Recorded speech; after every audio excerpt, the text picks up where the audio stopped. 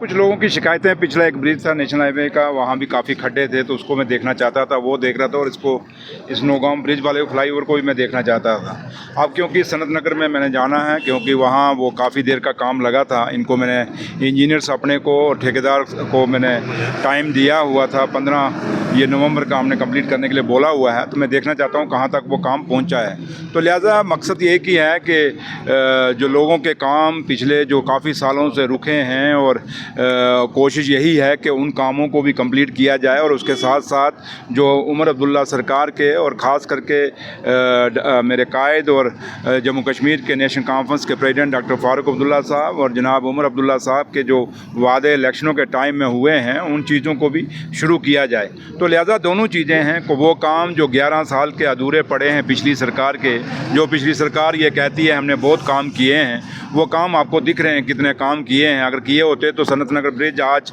इतनी लंबी वो लड़ाई ना लड़ता कंप्लीट होने के लिए। उसको कितने सालों साल हो गए और आज तक वो कंप्लीट नहीं हुआ। लेकिन अब हम वो कंप्लीट अब करवा देंगे। जैसे कमरवाड़ी ब्रिज आपके सामने हमने कंप्लीट उसको इनॉग्रेशन करा दी है, उसकी भी उम्मीद नहीं थी कि वो कंप्लीट होगा। उसी तरीके से बुलीवर्ड रोड का भी हमने वाइडनिंग का काम शुरू कर दिया है। और भी काफ़ी सारे प्रोजेक्ट हैं, थोड़े दिनों में आपके सामने आएंगे जो नए शुरू हो रहे हैं। मैं आज नहीं आपको बताऊंगा, लेकिन काफ़ी सारे प्रोजेक्ट जो पीडब्ल्यूडी डिपार्टमेंट अपने शुरू कर रहा है, और जो पुराने लंबे पड़े हुए हैं जो आज तक कंप्लीट नहीं हुए, उनको भी कंप्लीट करेगा। और लोगों की सहूलियत के लिए हम जल्दी से जल्दी अपनी सड़कें, अपने ब्रिजेस जो पीडब्ल्यूडी डिपार्टमेंट की जिम्मेदारी है, जो उमर अब्दुल्ला सरकार की जिम्मेदारी है, उसको ठीक करेंगे, दुरुस्त करने की पूरी कोशिश करेंगे। देखा होगा परसों ही जनाब उमर अब्दुल्ला साहब की बहुत बड़ी रैली नगरोटा में थी, और जो लोग कहते थे वहाँ वो कैंडिडेट जो हमने खड़ा किया है सिर्फ बीजेपी को जिताने के लिए, लेकिन ऐसी बात नहीं थी। उमर साहब जब वहाँ गए, वहाँ कितनी बड़ी रैली हुई। उससे पहले मेरे भी कम से कम 8-10 जलसे वहाँ उस नगरोटा कॉन्स्टिट्यूंसी में हुए हैं। तो इसलिए नगरोटा और बड़गाम हम दोनों जीतेंगे। और मैंने आपको उस समय भी कहा था कि ये दोनों बाई इलेक्शन जो हैं हम जीतेंगे, और हमारे जो कैंडिडेट हैं वो जीत के असेंबली में बैठेंगे। इसलिए आप भरोसा रखिए। अब तो थोड़े दिन रह गए हैं। अब 11 तारीख को पोलिंग होनी है और 14 तारीख को काउंटिंग है। और जिस दिन काउंटिंग आएगी आप खुद देखेंगे कि दोनों सीटों पे नेशनल कॉन्फ्रेंस के कैंडिडेट जीते हैं।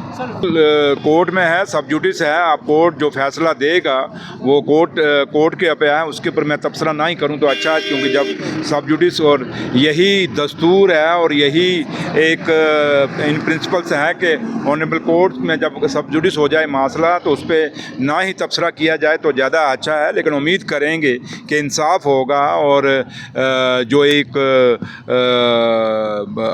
असेंबली का और एक इंस्टीट्यूशन, क्योंकि असेंबली का इंस्टीट्यूशन है, और जम्मू कश्मीर में सारे इंस्टीट्यूशनों को अपनी बात रखने का और अपना काम करने का पूरा मौका मिलेगा। और ऑनरेबल कोर्ट जो है उसमें अपनी दखलंदाजी दे के वो सही फैसला करेंगे, जिससे ये सारे इंस्टीट्यूशन जम्मू कश्मीर में जो इन दिनों इन सालों साल में कमज़ोर हुए हैं वो दोबारा से मजबूत होंगे। और लोगों का जो विश्वास जो बना हुआ है इंस्टीट्यूशंस के ऊपर, वो विश्वास हमेशा इस देश और इस जम्मू कश्मीर में बना रहेगा। ये उम्मीद हम इस जो फैसला जो आएगा उससे उम्मीद करते हैं। कपड़े चपड़े अच्छे पहनना, ठंड ना लग जाए आपको, तो लिहाजा आप बेफिक्र हैं, जो हमने काम करना है वो जरूर करेंगे।